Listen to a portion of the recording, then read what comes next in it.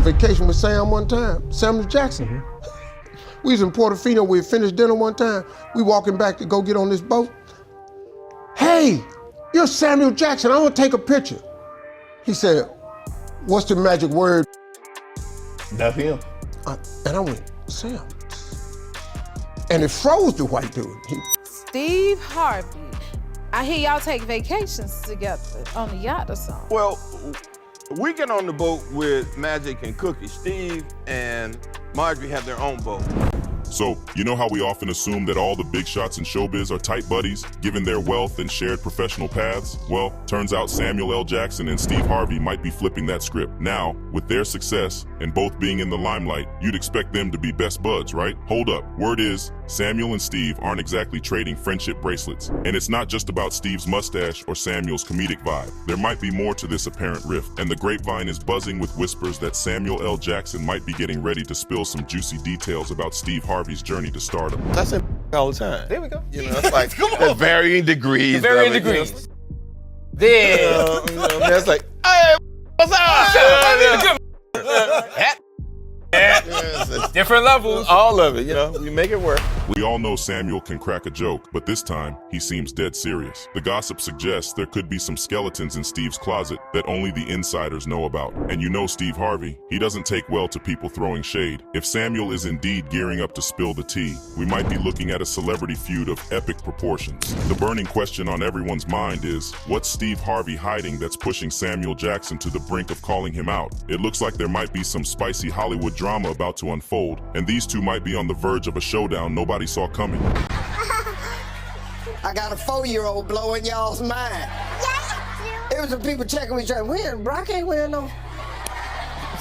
Yes, he did. We all know Steve Harvey has become a household name with his killer comedy and no-nonsense talk, whether it's on his radio show or his daytime talk show. But here's the twist. Not everyone is on the Steve Harvey fan train. Guess who's not buying into the hype? None other than our guy Samuel L. Jackson. Usually you'd expect camaraderie among black celebrities in the entertainment industry, like Samuel Jackson and the late Bernie Mac or Steve Harvey and Martin Lawrence. But hold up, because the Harvey-Jackson dynamic is a whole different ballgame. It's like one of those situations where one person just doesn't vibe with the other, and the other is a bit wary of the first. Complicated, right? But here's the kicker. The details of their beef go way beyond what you might have heard on the grapevine. For starters, it seems like Samuel L. Jackson isn't entirely sold on the Steve Harvey charm, whether it's the professional persona or the real-life dude. We've seen glimpses of Jackson's feelings over the years, but things hit a whole new level recently when he spilled the beans about his run-in with Harvey a couple of years back. Picture this. Snaps popped up online of Jackson and his wife hanging out with Harvey and his wife at some vacation spot. Back then, with limited info about their relationship, everyone assumed these guys were tight buddies. Headlines even shouted, "Life on the Ocean Rave, pals Steve Harvey,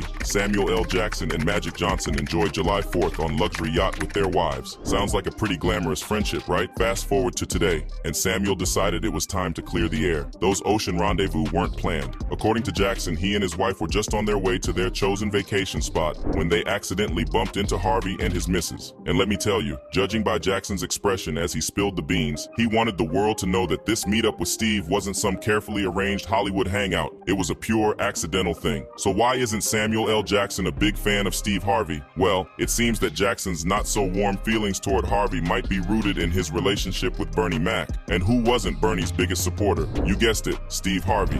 I don't know if you've ever followed Bernie Mac before. It ain't what you want. They down there, Bernie done cussed out everybody in the crowd. And he's hysterical. They're stomping. The arena about to fall. And we're performing at this arena in Charlotte where the hockey players play. Yeah. So they had put down the floor on top of the ice. All the black people in there with coats. And then the dude said, we gotta have a 45-minute intermission. Here's the deal between these two. During their time in the same comedy group, Harvey apparently had his eyes set on sidelining Bernie Mac. It's pretty messed up, considering they were supposed to be a united team pursuing success together. The grapevine has it that Harvey had a reputation for being self-centered right from the start, dating back quite a while. Talk to the hand, talk to the hand. So I'm from the old school, I'll kick a kid ass. When a kid get 1 year old, I believe he got the right to hit him in the throat or the stomach. Let's go back to the early 2000s. If you recall the original Kings of Comedy show, you'll remember Harvey, along with 3 other comedy heavyweights, becoming legends with their tour. The Dream Team included D.L. Hewley, Cedric the Entertainer, and Bernie Mac. It was the most successful comedy tour ever, shaking things up and making big bucks while leaving a lasting impact on the comedy scene. Now here's where it gets interesting. Rumor has it that behind the scenes, Harvey wasn't playing nice. The tension reportedly revolved around Harvey's attempts to outshine Bernie Mac. Here's the deal. Harvey, with his smooth moves and aggressive banter with the audience, was seen as the slickest performer in the original Kings of Comedy. On the flip side, Bernie Mac's style was like a comedic roller coaster, delving into intense jokes that touched on real-life issues. White people like space movies. Black people don't really do space like that. White people love space movies. They love movies about the moon and Mars where they can be leaving our ass down here on Earth.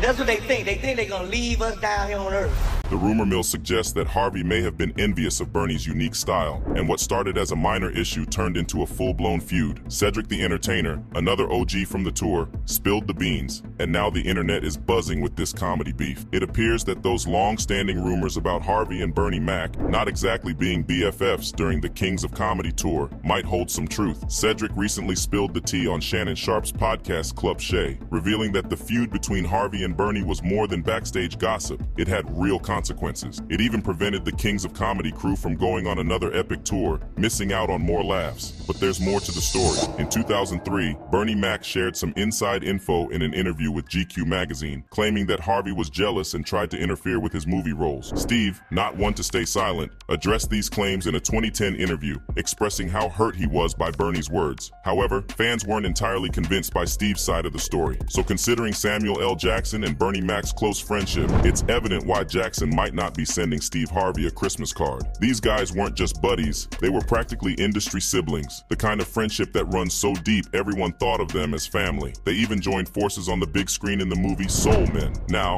while you might recall them as bandmates on a wild road trip to honor their lead singer, what you might not be aware of is just how tight Samuel Jackson and Bernie Mac truly were. Jackson has been sharing insights into Mac's life ever since his passing, shedding light on their profound connection in Soul Men. Hey.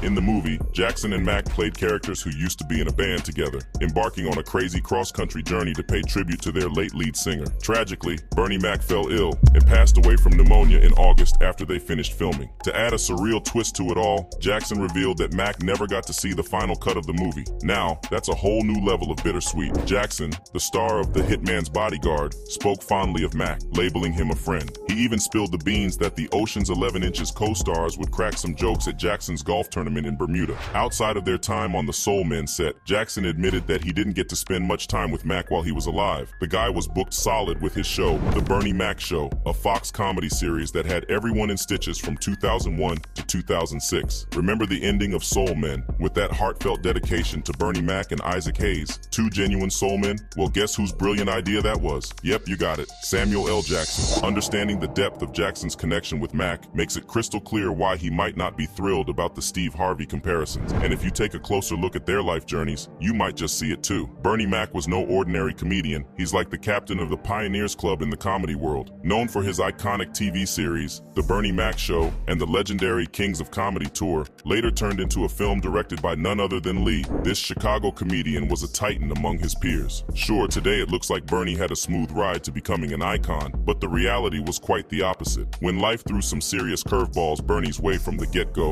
losing his mother at a young age forced him into a tough spot, juggling multiple odd jobs to make ends meet. It wasn't exactly a walk in the park for him, but you know what Bernie realized along the way? That humor can be your best companion in this crazy journey called life. So, he decided to put all his focus into stand-up comedy, determined to spread laughter and entertain people. Bernie Mac's legacy goes beyond the laughter he brought to our screens. It's a testament to resilience, turning hardships into humor, and leaving an indelible mark on the comedy landscape. According to Bernie, motivation wasn't about comparing himself to others. From the early days of his comedy journey to later in life, he had 2 simple goals: be the best and stay true to himself. Bernie didn't bother watching what others were doing. He had his own thing to focus on. When Oprah asked him about his ultimate goal, Bernie's response was straightforward: to be the best. So what did you think? What was your ultimate goal? What did you want to do? To be the best. To be the best. Within myself. I'm not in competition with anybody. So you didn't care what form that took? Did you? I don't care what people say.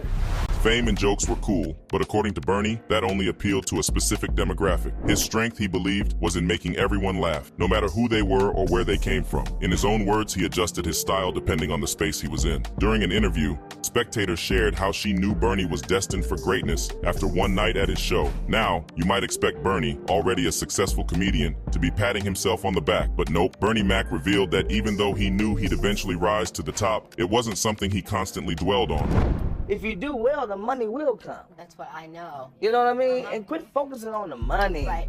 Because it's not about the money. My love for comedy is just unbelievable. For Bernie, the end game wasn't the money. It was about getting better at what he loved. In an interview, he spilled the beans that while folks around him were all about chasing that paper, he couldn't stand the idea of money being the driving force. According to Bernie, if you're good at what you do, the money's going to roll in sooner or later. Now, some people couldn't help but see this as a bit of a dig at Steve Harvey. You see, Steve has a reputation for emphasizing the importance of money. In one interview, he casually mentioned making around $10 million a year from radio and called it just a little bit of money. Yeah, you read that right. $10 million, just a tad bit, according to Steve. So when people try to figure out how to make $1 million, they have no idea how daunting that is. Because if you know how to make $1 million, you go make it tomorrow. But since you can't figure out how to $1 million idea, you go somewhere and sit down. That's the wrong approach. Now, this difference in perspective on money speaks volumes about how these two view the world. But it's not just about the cash for Steve. His life has been a roller coaster of controversies beyond the dollar signs. Despite his public persona as the family man, the beloved comedian, the sweet actor, and the TV host, Steve Harvey's personal life has been a bit like a plot twist in one of his own shows. Accusations have been flying around, ranging from him being labeled a less than stellar host to allegations of mistreating his former wife and kids for quite some time. Now here's some food for thought. If Steve Harvey is the go-to guy for family values, why did he get married multiple times then? It got a lot of people wondering about what is going on here. My first marriage, I got married when I was 24. I messed that up. The second one, need another drink. I just said I don't do two, but you got me in here now. Lately, there's gossip going around about him having a bit of a wandering eye, turning his past marriages into a hot topic. Recently, an activist named Essie Berry stepped up to spill some shocking and dark details about Steve Harvey. And it looks like those words might have left a mark on Harvey's reputation. But wait, there's more. Turns out, while Steve Harvey might be the king of comedy, he's also conquered the entertainment world as an actor, producer, and writer. Harvey's climb to success wasn't always smooth sailing. Behind that smiling face is a guy who had to put in some serious hard work to get to where he is today. So, while Steve often paints the ups and downs of his journey as valuable learning experiences, it appears that the reality might be a bit more complicated. Here are some of the deets of Steve's second marriage with Mary Shackelford that seemed like a total roller coaster. So, Steve and Mary had a son named Winton, but their love story hit a rocky patch. Back in 2005, the couple went through a wild divorce, and Mary didn't hold back on how Steve quickly moved on to his current wife, Marjorie Harvey. Mary, in her own words, found it kind of disturbing how fast Steve shifted gears from their marriage to the new one. Now, here's where it gets really spicy. Post-divorce, Mary spilled the tea, claiming that Steve cheated on her with Marjorie during the final days of their marriage. Steve strongly denied it, calling it baseless and totally incorrect. But you know how the saying goes,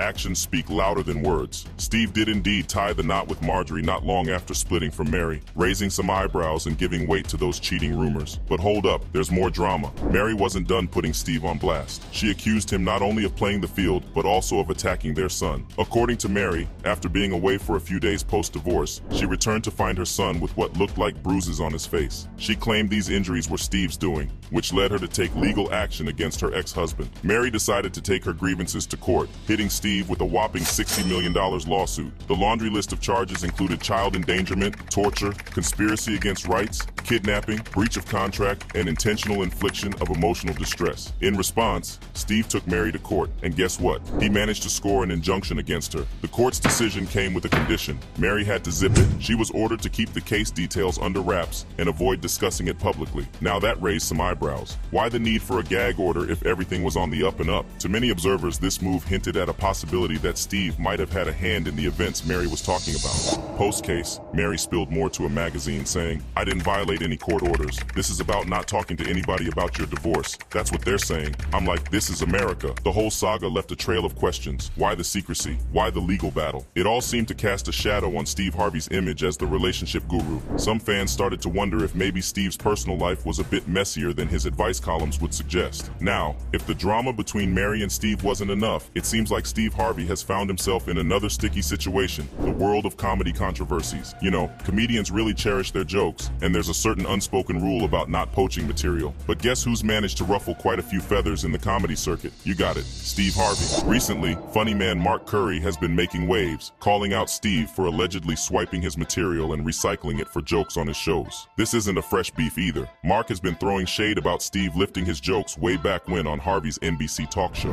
And as if that weren't enough, there's a lingering sentiment in the comedy realm that Steve has a knack for borrowing a bit too liberally from his fellow jokesters. Interestingly, this isn't the first time Steve's comedic practices have been side-eyed, with rumors even suggesting that Samuel L. Jackson might not be Steve's biggest fan, partly due to these alleged comedic borrowing. It seems like in the world of laughter and punchlines, Steve Harvey might be navigating through some rough comedic waters. Steve Harvey and Mark Curry got tangled up in some serious comedy beef. Mark's throwing it out there that Steve, the one who used to host Little Big Shots on NBC, swiped not one but two of his jokes. And get this, Mark claims he already called Steve out about it in the past, but the alleged joke thievery just kept happening. Steve apparently took Mark's Halloween bit, a personal story about growing up, but Steve wasn't having any of it. He flat out denied the accusations, saying Mark couldn't even name the supposedly stolen jokes. Things got heated real quick, with Steve telling Mark to get a life and get a career. Steve went on a rant, saying he hasn't stolen a joke in 35 years and dared Mark to name the joke he's talking about. He even threw in a grow-up man for good measure. But here's the kicker. Mark wasn't just making stuff up. The comedian came armed with receipts proving his point and turned up the heat in this comedy feud. Mark Curry took his beef with Steve Harvey to Instagram and dropped some serious receipts in a video that's now deleted. Basically, he called out Steve for allegedly stealing a bunch of jokes from him for his show.